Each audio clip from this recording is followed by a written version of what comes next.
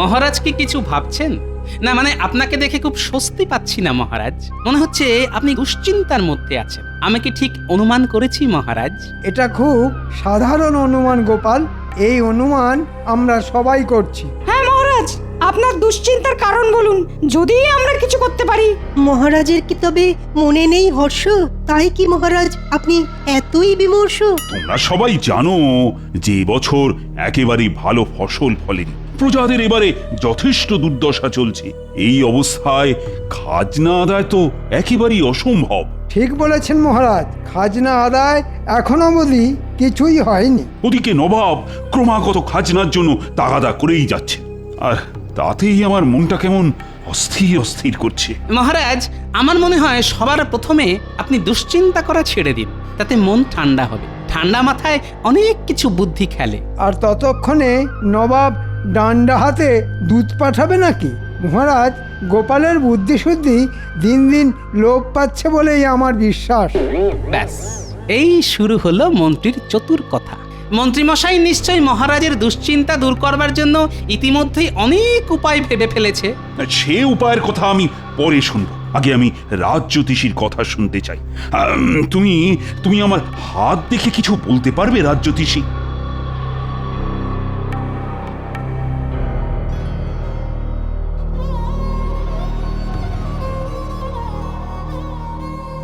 মহারাজ, আপনার হাত দেখে যা বুঝলাম তা হলো একটা অশুভ প্রভাব ছিল বটে।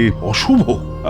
আচ্ছা, বেশ বেশ, তা এখন কি অবস্থা? সেই অশুভ প্রভাব কেটে গেছে, তাই আর আপনার বিশেষ কোনো চিন্তার কারণ নেই। চিন্তার কারণ নেই বলছো? তবে কি? মহারাজ, আমার মনে হয় এই সমস্ত গেঁয়ো যোগী দিয়ে আর কিছু হবে না।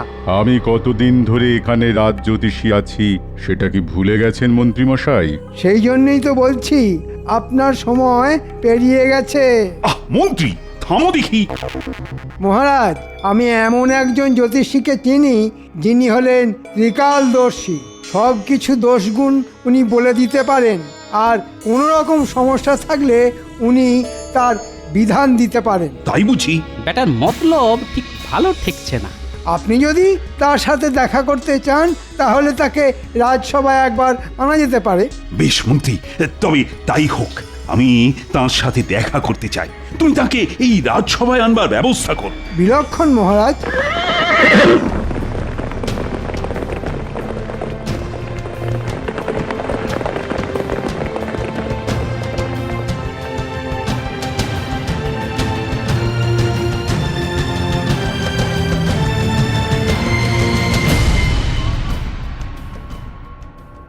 মহারাজের জয়। নবাবের দূত? দেখেছেন মহারাজ, জ্যোতিষী বলল যে আপনার অশুভ প্রভাব কেটে গেছে, অথচ দেখুন নবাবের দূত এসেছে। কি সংবাদ এনেছ দূত? আমার হাত দিয়ে নবাব একটি পত্র পাঠিয়েছেন। কই দেখি পত্র।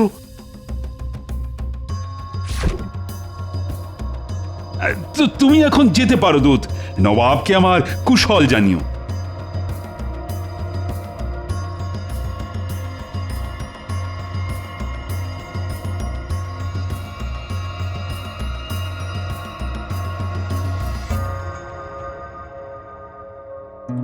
মন্ত্রী, এই পত্রে যা লেখা সেটা তুমি সবাইকে পড়ে শোনাও। পত্রে লেখা আছে, নবাব আগামী সপ্তাহ শেষে এবছরের সেরা আবিষ্কারের জন্য উদ্ভাবনীশ্রী পুরস্কার স্বর্ণ স্মারক দেবেন। সাধু সাধু সাধু। যে রাজ্য সেরা হবে পুরস্কারের সঙ্গে সঙ্গে তাদের সমস্ত খাজনাও মুকুব করা হবে। বাকি রাজ্যগুলির খাজনা দ্বিগুণ করা হবে। আবিষ্কারের বিষয়বস্তু এই সপ্তাহের মধ্যে নবাবকে জানাতে হবে। শুনলে তো সবাই, আমি না বড়ই অসহায় বোধ করছি। সবাইকেই ভাবতে হবে আবিষ্কার বলে সবকিছুর দায় বিজ্ঞানীর, আর বাকিরা নাকে তেল দিয়ে ঘুমোবে। এমনটা কিন্তু চলবে না। বুড়ো রাজা এবার সত্যি সত্যি বিপদে পড়েছে। দেখি এই সুযোগে কিছু কামিয়ে নেওয়া যায় নাকি।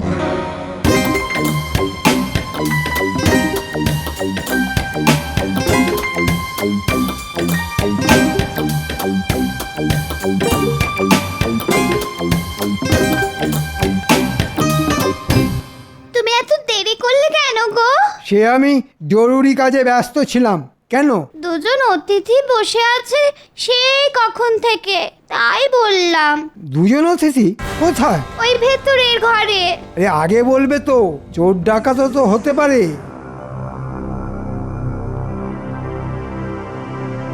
আপনারা কারা ঠিক চিনতে পারলাম না তো। আমি খাম্বাজ রাজ্য থেকে আর ইনি বর্ধমান রাজ্য থেকে এসেছি। আমরা খুব বিপদে পড়েই এসেছি। একমাত্র আপনি পারেন আমাদের বিপদ থেকে উদ্ধার করতে। সেটা কিরকম? আগে ওই আমাদের দেশে ওই আপনার কৃষ্ণনগরের মতো বিজ্ঞানী নেই, তাই নবাবের শর্ত রাখবার জন্য আমাদের কিছু আবিষ্কার করে দিতেই হবে। হ্যাঁ, আমরা নিশ্চিত সেই আবিষ্কার পুরস্কার পাবেই। এতে আমার লাভ? এতে আমরা আপনাকে 5,000 মোহর দেব। এ তো দারুণ দাম। শুধু 5,000 মোহর?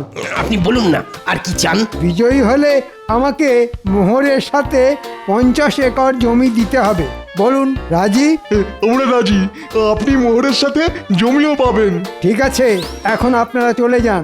কেউ যেন আমাদের সাক্ষাতের কথা জানতে না পারে। আপনি কোনো চিন্তা করবেন না, শুধু আমাদের এই বিপদ থেকে উদ্ধার করুন।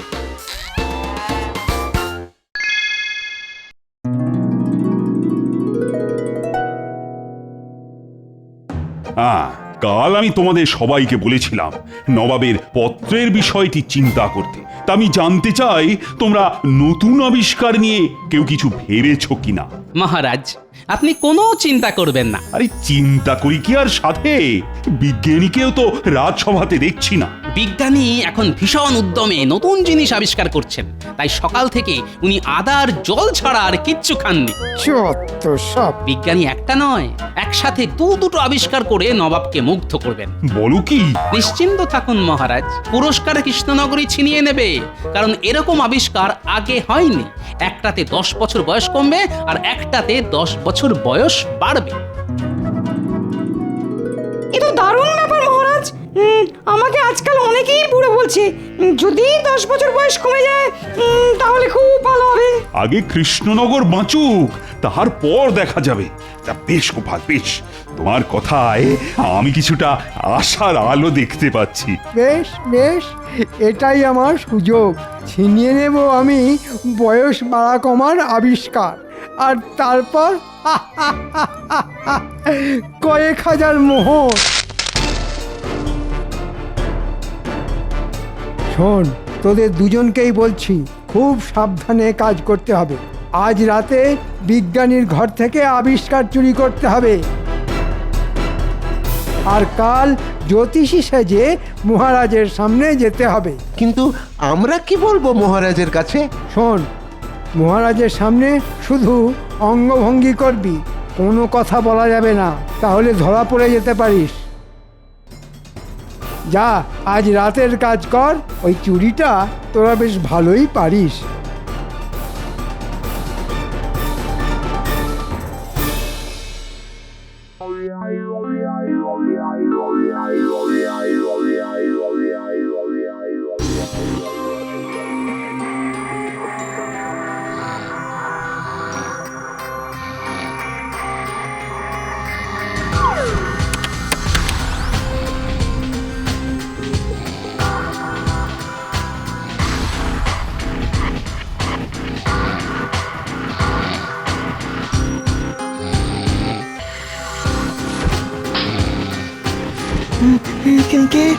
কে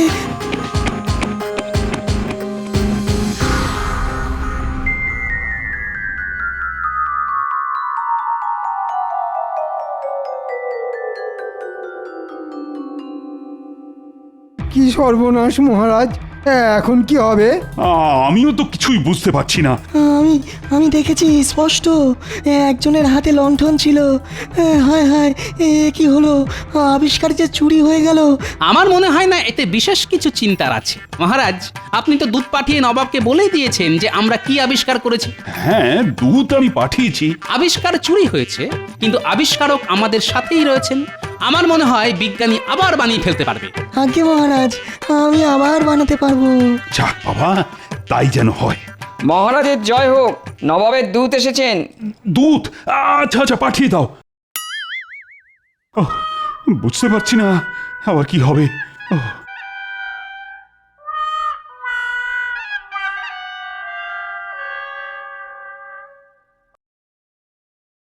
মহারাজ, নবাব বলে পাঠিয়েছেন যে কৃষ্ণনগর যে আবিষ্কারের কথা বলে পাঠিয়েছে সেটা ইতিমধ্যেই খাম্বাজ আর বর্ধমান রাজ জানিয়েছে। তাই কৃষ্ণনগরকে নতুন কিছু আবিষ্কার করে আনতে হবে। সে কি? বেশ বেশ, তাই হবে তাই হবে। তুমি এখন যেতে পারো। হ্যাঁ। কি সর্বনাশ, এখন কি হবে? আরে হাতে তো মাত্র 5 দিন। উফ, নবাবের যে কি খেয়াল হয়। বিজ্ঞানী, ও বিজ্ঞানী, তুমি বলো না এই 5 দিনে নতুন কোনো আবিষ্কার করতে পারবে? মহারাজ, আপনি তো সব জানেন। আপনি তো জানেন যে একটি আবিষ্কার করতে কত পক্ষ লেগে যায়, সেখানে মাত্র 5 দিন। আমি পারবো না মহারাজ, আমাকে ক্ষমা করবেন। ও গোপাল, তুমি আমার একমাত্র ভরসা। কিছু কি উপায় আছে? আমাকে একটু ভাবার সময় দিন মহারাজ। আরে আরে ভাবতে গেলে সময় তো লাগবে। কি ব্যাপার প্রহরী? মহারাজ, দুজন সাধু বাবা এসেছেন। সাধুরা বাইরে কেন মহারাজ? এ হলো আমার সেই ত্রিকালদর্শী জ্যোতিষী। সে কি? নিয়ে এসো মন্ত্রী।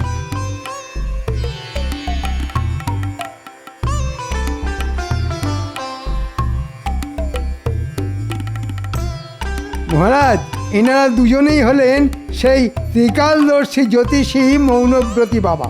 মুখে কিছু বলেন না, সবই ইঙ্গিতে বোঝান, তবে গণনা নির্ভুল। কিরকম যেন গন্ডগোল লাগছে, এদের দেখে চেনা চেনাও লাগছে। যাই হোক দেখি। হে ত্রিকালদর্শী জ্যোতিষীগণ, আমাদের রাজ্য আর মহারাজ এখন ঘোর সংকটে। আপনারা গণনা শুরু করুন। আপনারা আকার ইঙ্গিতে যা বলবেন আমি সব বুঝিয়ে দেব।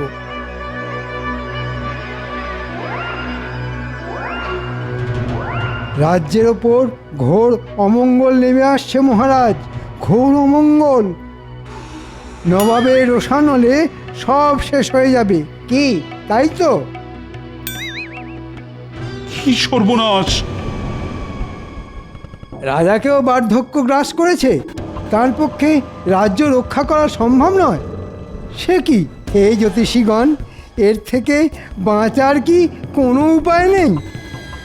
আছে বা একটু বলুন। উপায় একটা আছে মহারাজ। এই অমঙ্গল কাটাতে এই রাজ্যের থেকে কিছু যাগযজ্ঞ করতে হবে, আর তার জন্য কিছু মোহর লাগবে। এখন মহারাজ, আপনি যদি সম্মতি দেন তবে। বেশ বেশ, আমি সম্মতি দিলাম। আমি খাজাঞ্চিকে এক্ষুনি বলছি যজ্ঞের জন্য প্রয়োজনীয় মোহর এই জ্যোতিষীদের দিতে। তার আগে আমি বলতে চাই, এরা কিন্তু আমার অতিথি, তাই আজ সবার জন্য ভোজনের আয়োজন করা হয়েছে। বাহ বাহ বাহ, ত্রিকালদর্শী সাধু বাবারা দেখছি মাছের মুড়ো খাওয়া বেশ ভালোই রপ্ত করেছে। কি ত্রিকালদর্শী সাধু বাবার দেখি নকল গোঁপ খুলে গেছে। বুঝেছি, রাজাকে বলে এক্ষুনি মন্ত্রীর কারসাজি ফাঁস করে দেওয়াটাকে ঠিক হবে? না, বলাটা ঠিক হবে না। রাজা নিজেই এখন নবাবের দুশ্চিন্তায় ডুবে আছে। মন্ত্রী মশাই, তোমার ত্রিকালদর্শী সাধু বাবার কিন্তু নকল গোঁপ খুলে গেছে। চুপি চুপি তোমাকে বললাম, আর কাউকে বলিনি।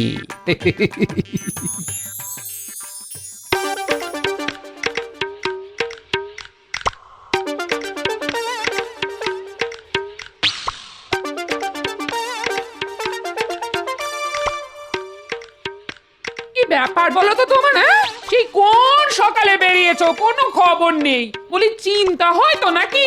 সে রাজসভায় অনেক কাজ ছিল। বলি রাজসভাতে কি এত তোমার রাজকার্য শুনি? দুপুরে নাওয়া খাওয়া বন্ধ দেখছি। আমার হয়েছে যত জ্বালা। আহা, আমি খেয়ে এসেছি, তুমি খেয়ে নিয়েছো তো? তোমার জন্য কি হাপিস টেস্ট করে বসে থাকো নাকি? আমার বুঝি খিদে পায় না? তা তো ঠিকই। সে দিনকাল আর নেই বুঝলে। বাবুর জন্য বসে থাকবো আর তিনি কখন এসে খাবেন। তা তো ঠিকই। ঘরের খাবার তোমার পছন্দ নয় সে তো জানি। আনু কি ছাই বাজার থেকে? 4টে মূল্য, 2টো পটল, একটু আলু, ছি। আর আর নিজে রাজবাড়িতে ভালো মন্দ খাবে। এই রাজা একটু খাতির করে খাওয়ালো আর কি। তোমার জন্যে আমার সারা দুপুর আজ অশান্তিতে কেটেছে। হ্যাঁ, আমিও কি চাই খুব শান্তিতে আছি? আমারও অনেক চিন্তা, অনেক কাজ, বুঝলে? তোমার কাজ কি আমি জানি, বেশ জানি। আমাকে বেশি বোঝাতে এসো না, করো তো রঙ্গরসিকতা, বলে কি না অনেক কাজ। গিন্নি, এখন আমার মাথা খেও না তো, বলছি তো অনেক কাজ। তা তো ঠিকই, আমার কথা এখন তোমার মাথা খাচ্ছে। পরিষ্কার বলে দিচ্ছি, আমিও একজন মানুষ। হ্যাঁ, তুমি যে একজন মানুষ সেটা আমি জানি। এখন চুপ করো দেখি। কেন চুপ করব? কেন চুপ করব? আমারও বয়স হচ্ছে। আমি কি কাঠ পাথরের পুতুল যে সব দিন একই থাকবো? আমি তোমায় বলে দিচ্ছি, এ সংসারে আমি থাকবো না। থাকো তুমি তোমার মতো করে। হ্যাঁ, কি বললে তুমি গিন্নি? কাঠ পাথরের পুতুল? আরে গিন্নি, তুমি কি বললে তুমি নিজেই জানো না। বলো যা, এর হলো কি? পাগল হয়ে গেল নাকি? আমি এক্ষুনি আসছি গিন্নি, এক্ষুনি আসছি। উমাগো, হলো কি? এই কোথায় যাচ্ছ?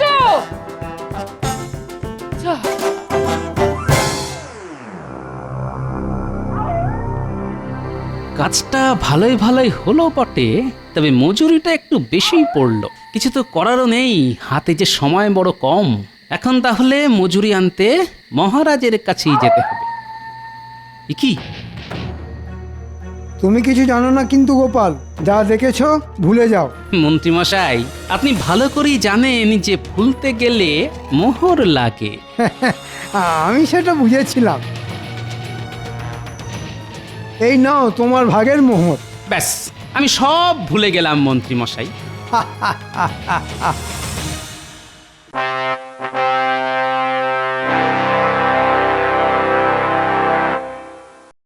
মহারাজ, ওই সাধুদের আনতে কি আপনি বলেছিলেন? হ্যাঁ গোপাল, ওরা ত্রিকালদর্শী যে।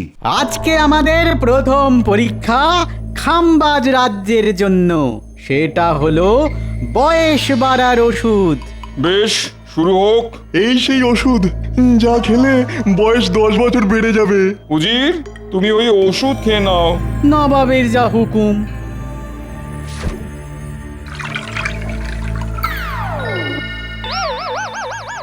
ও যে বাবা, আমি এত বুড়ো হয়ে গেলাম। 10 বছরে আমি যে ভীষণ বুড়ো হয়ে গেলাম নবাব বাহাদুর।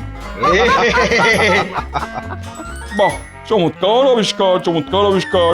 নবাব বাহাদুর হুকুম করুন পরের আবিষ্কারের জন্য। এই সেই ওষুধ যা খেলে বয়স ওই 10 বছর কমে যাবে। বেশ, উজির, ওষুধ খাও।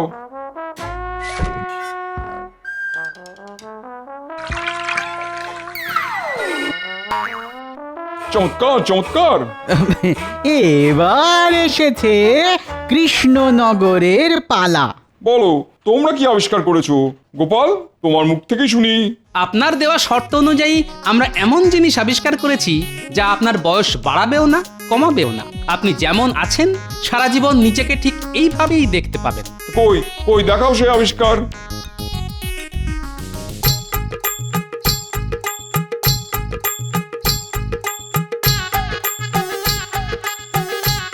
কি, এ তো আমার মূর্তি। ঠিকই নবাব বাহাদুর, এই মূর্তিতে আজ যেমন দেখছেন নিজেকে, 5 বছর পর, এমনকি 50 বছর পরও নিজেকে ঠিক একইভাবে দেখবেন। দারুণ, দারুণ, সত্যি সেরা আবিষ্কার গোপাল। পুরস্কার তুমিই পাবে, সেই সঙ্গে কৃষ্ণনগরের খাজনাও মুকুব। নবাব বাহাদুর, এ কেমন বিচার? আমরা এত দারুণ সব জিনিস দেখালাম, আর গোপাল ওই মূর্তি বানিয়ে প্রথম পুরস্কার জিতে নিল। তোমাদের যে আবিষ্কার, সেই আবিষ্কার কৃষ্ণনগরও করেছিল, কিন্তু আগে না জানানোর জন্য আমি সেটা বাতিল করি। তবে গোপালের আবিষ্কার সত্যি অভিনব। কিন্তু কৃষ্ণনগরের মন্ত্রী আমাদের 5000 মোহরের বিনিময়ে এই আবিষ্কার দিয়েছেন। এখন সেও গেল, সঙ্গে দ্বিগুণ খাজনাও দিতে হবে। এরপরে মন্ত্রী আমাদের থেকে জমিও চেয়েছেন। এ কি কৃষ্ণচন্দ্র, তোমার মন্ত্রী তো দেখছি জোচ্চোর। মন্ত্রী? তবে এই ছিল তোমার মনে? দাঁড়ান মহারাজ, এখনো তো দেখার বাকি।